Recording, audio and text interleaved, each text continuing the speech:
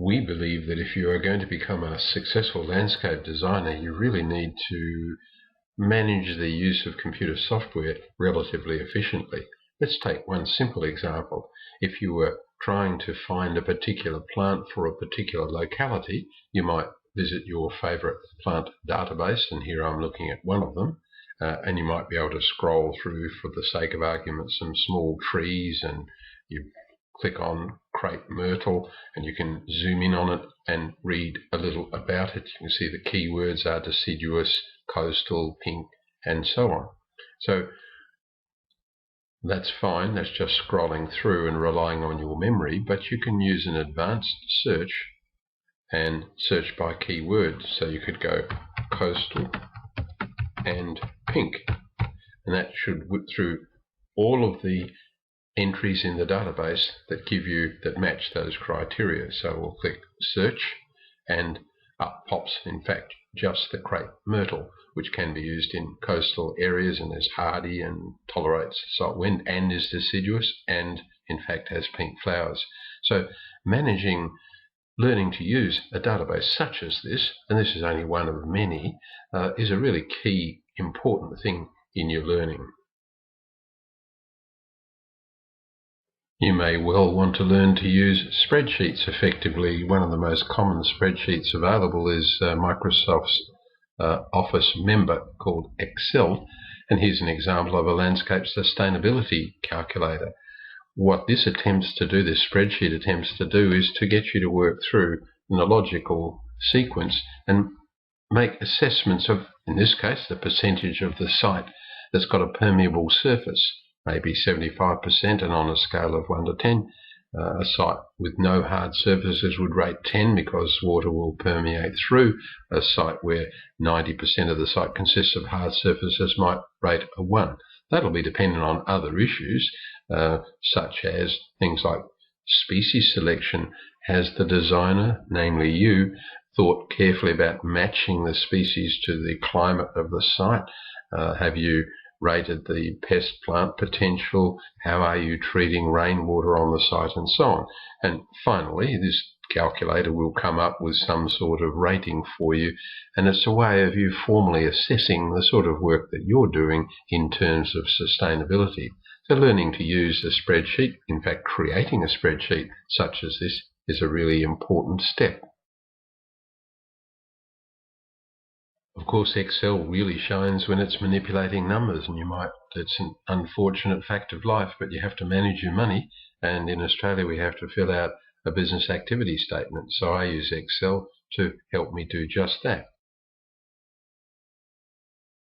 Of course, Excel really shines when it's manipulating numbers, and it's an unfortunate fact of life, but you have to manage your money, and in Australia we have to fill out a business activity statement. So I use Excel to help me do just that. Another use of Excel is to make your plant schedules, just smallish lists of those plants that you work with, and you can filter that list really very, very easily. If I want, for the sake of argument, I'll take off select all. I want my large trees and medium shrubs, for the sake of argument, listed, and then I'd want them in order of sorted from A to Z in terms of botanical names. There's my species list, all together with a code, a 4-letter code or 5-letter code that I use when marking them on a plan. So I've filtered from quite a long list just the tall trees and large shrubs that I want to work with, or medium shrubs that I want to work with, and this is not complete, but I've got canopy diameter there, and I can use the go back to the home tab, and I can use the auto sum to sum up and add numbers of plants in the design. So there are some really efficient ways to work if you understand the range of software that can be used in your landscape design work. Learning to use Google Earth, particularly in concert with an application on your smartphone that saves a location in the coordinates that Google Earth understands, is particularly useful. You can send those location or that location as a file, email it to yourself, and you can say open it, and it's called a KLM file, and you can just open the KLM file that you've recorded when you were on site, and Google Earth just zooms in quite happily on the area of interest, and you're looking directly overhead at the site where you sampled, and you zoom in, and you can even do rather crude base plans at that point. It's a very useful tool. I think it's well worthwhile coming to terms and learning to use effectively some sort of image editing software.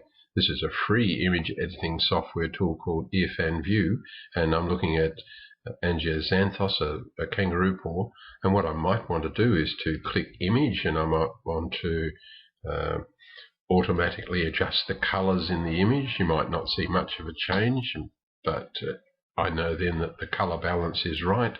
I might then want to sharpen the image a little. All these tools are in the drop down menu here, but what I do want to do is to resample this image from 3240 pixels wide to 800, because I like to use images like this in my computer-aided design software, and I want to resample an image like that, and then I can put it in a folder and know that it's 800 pixels wide, and it won't overwhelm my CAD software application.